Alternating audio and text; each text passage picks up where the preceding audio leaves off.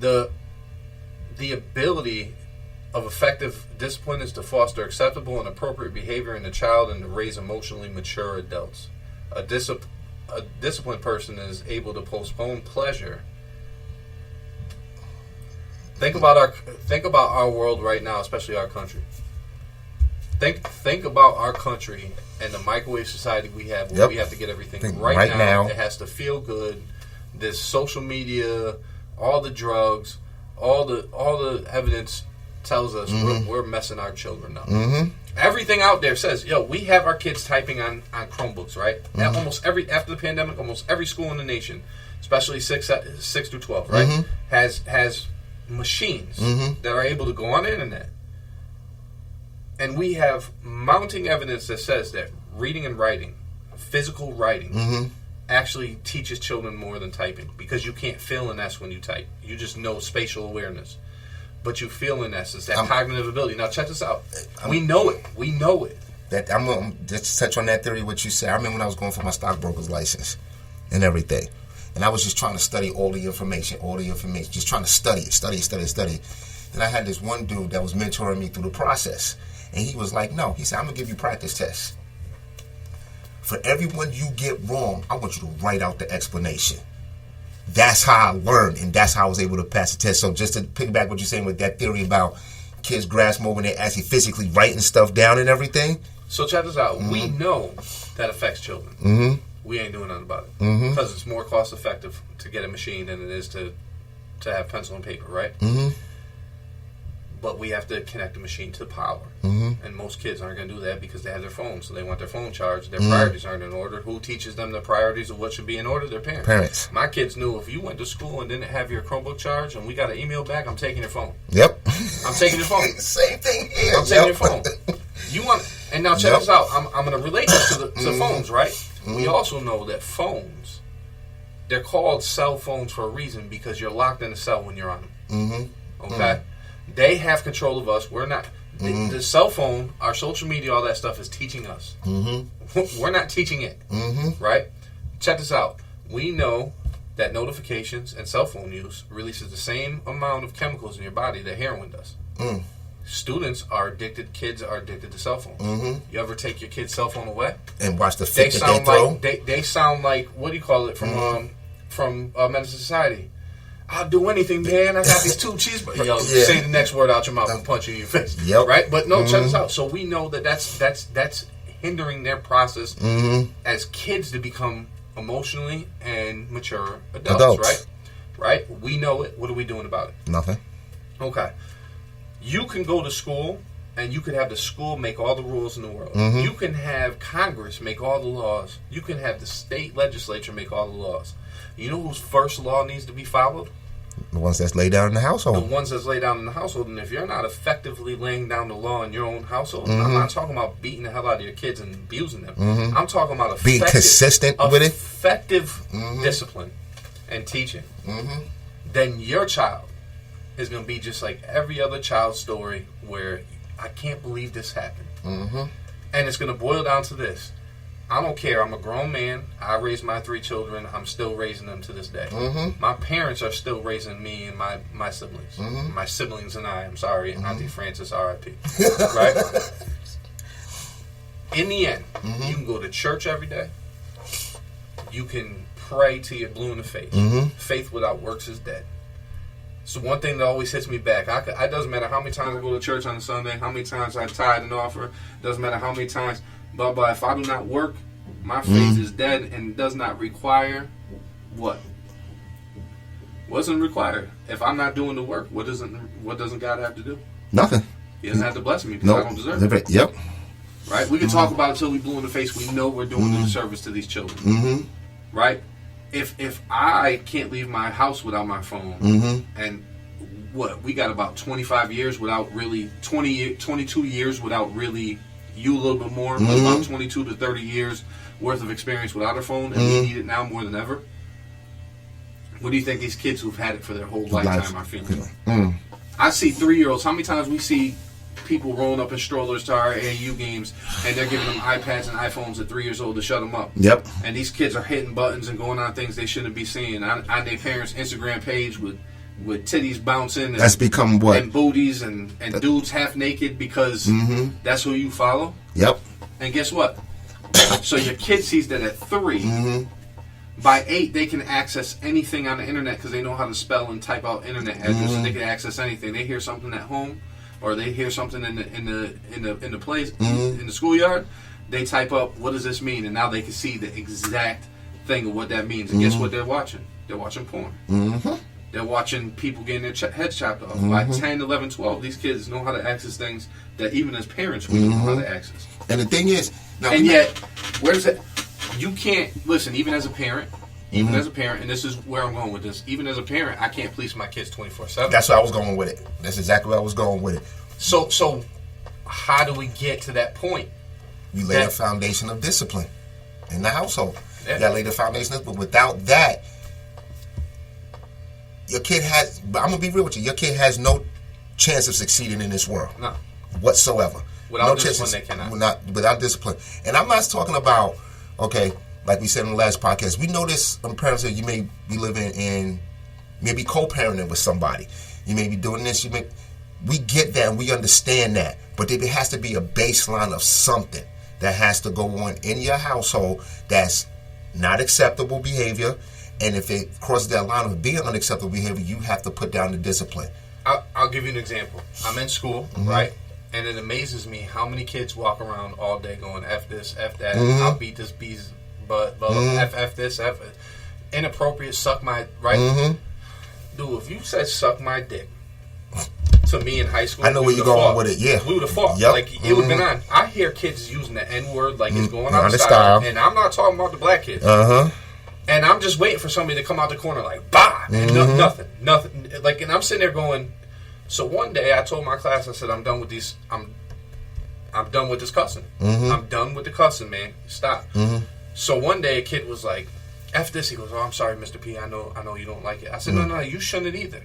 You have to learn how to live multiple ways. And the kids were like, what are you talking about? I said, even when I was young, 14, 15, we walked to before basketball games, we walked to McDonald's, get a burger and fries and sit there.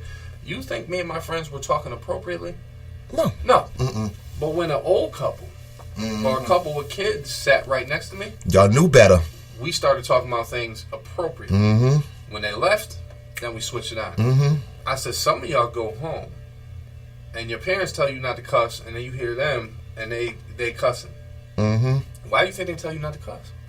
Why do you think they're telling you not to cuss?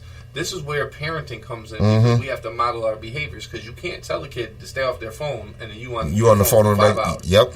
Because automatically that kid's going to go, oh, but you can do it? Right? And the answer, yeah, I'm grown, doesn't mean anything because you still have to model that behavior. But also, too, the discipline also comes into play because Ethan just checked me on this last week. And it was like, okay, the behavior that you model, yeah.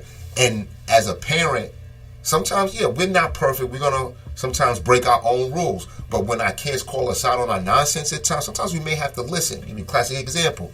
We out to dinner last week. Everybody knows our number one rule is when we out to dinner, the phones go up and everything like that. I reach for my phone for something. Ethan turned and looked at me. He said, Dad, I thought the phones go up. And I'm like... Yeah, you know what you want to say, but you know they got you.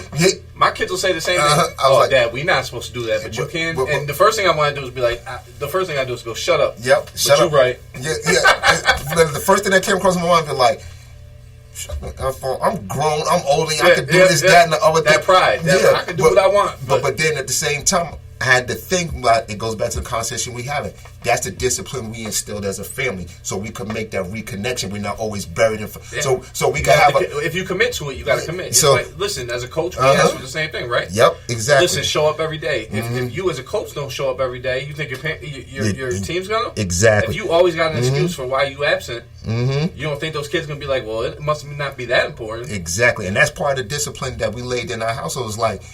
Every now and then, we got to put the electronics up and have a face-to-face conversation. We got to learn how to interact as human beings.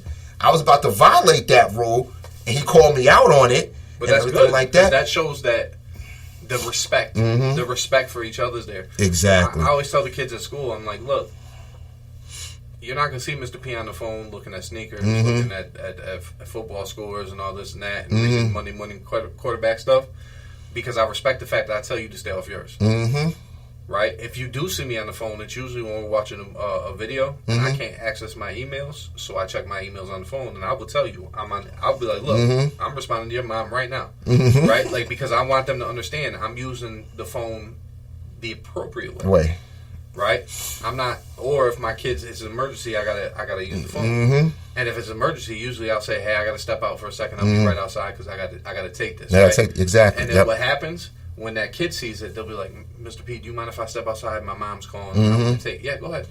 Because that's the acceptable thing. Exactly. So if I model the behavior, and do I think that's gonna work 100 times out of 100? No, it may work 50% of the time. But the fact that I'm look, if you get 30% of the time, but here's what I find, and this is something that I lacked when I was younger. This is the maturity level of me now as a teacher versus being like just a 25-year-old kid. Right? I respect consistency now. Right? I used to fight with my wife because she was so consistent it would annoy the hell out of me. I'm not talking about micromanaging. I can't stand those people. Don't micromanage me because I'll flip out, right? I'm talking about consistency. Like, look, this is what we need to do today. Today comes, well, I'm tired. Oh, I don't care if you're tired, right? Your kids are going to be tired. They're just going to be like, I'm not going to school then. And you're going to be okay with it? Shit. No. Right? So as parents, and as society itself, we have to become more mature with the things that we're dealing with. And we have to try to counteract all the things that want to destroy our kids and destroy our families and destroy everything through learning how to discipline our children more effectively. More effectively. Because sometimes we think discipline is a spanking and that's it. Nah. You could beat your kids every day. That's not effective discipline if the behavior still remains. Because they could become numb to it and not care. Yeah. Like, I remember one time my kids were like, Dad, you yell so much, we don't even respond to you when you yell now. So what happens when there's a fire and I need them to get out the house? Right? So I had to change my behaviors as a parent because it was ineffective. Or even like... And I had to listen to my younger children to understand and drop my pride and actually reflect and acknowledge, well, my father used to talk too much and yell. So I would just tune them out. And now my kids are doing the same thing. Do I want them to be that parent? No. Let me change my ways. And parenting isn't perfect. And then it's experimental.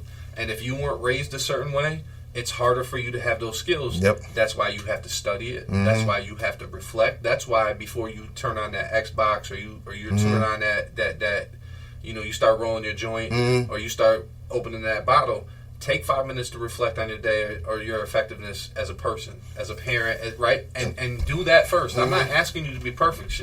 Everybody needs a drink from time to time. Some people replace drinking with smoking. But I'm going to give you something that I see, right? I know a lot of kids right now are vaping and smoking weed. And I know exactly where they're getting that discipline from. From their parents. And if I could share some of the stories when I was younger and the things that I did, I would tell you I understand how it feels to have a good time. But I will also say that I had to give that up when I had my kids. Not because I didn't want to, not because I don't get me wrong. I wanted to have fun. I wanted to laugh. I wanted to enjoy food differently. But I understood once I had children, and my wife pointed it out to me too. But I was going to do it anyways. Is that I had to give up certain things. It took me a lot longer to mature in other ways, but I gave up certain things right off the bat because the one thing I didn't want was me telling my kids something because I knew how it felt when I was younger, and people that took care of me would say, don't smoke, don't drink, and they were doing it all the time. And then all you want to do is do it because if it's good for them, it's good for you. And it's, I'm going to piggyback what you said. Like, me and my son, we've had conversations before.